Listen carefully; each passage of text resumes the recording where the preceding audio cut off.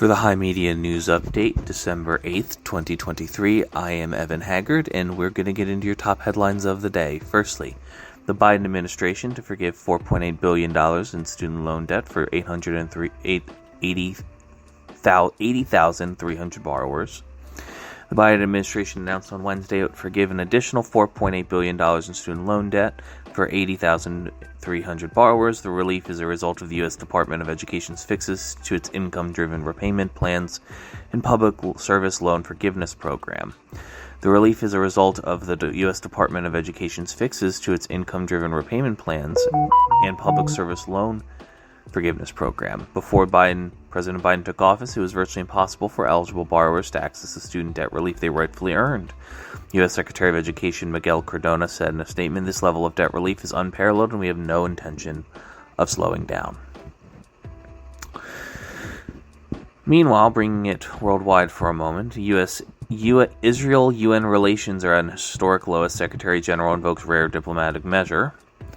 The UN Secretary General Antonio Guterres on Wednesday invoked a rarely used but powerful tool in his determined push for a ceasefire in Gaza, causing outrage among Israeli diplomats. Article 99 of the U.S. Charter allows the UN chief to raise to the Security Council's attention any issue that may aggravate existing threats to the maintenance of international peace and security. Guterres, in a letter to the 15-member council, used the diplomatic tool and urged for the body to press to avert a humanitarian catastrophe and unite for a call for a full humanitarian ceasefire.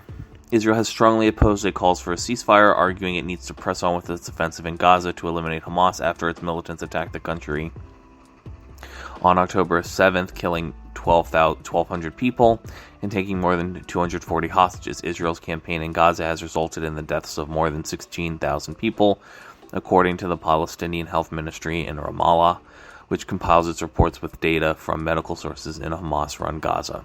Israeli Foreign Minister Eli Cohen lashed out at the Secretary General for his letter, saying the UN chief's tenure was a danger to world peace and that his call for a ceasefire in Gaza amounted to supporting Hamas's October 7th attack.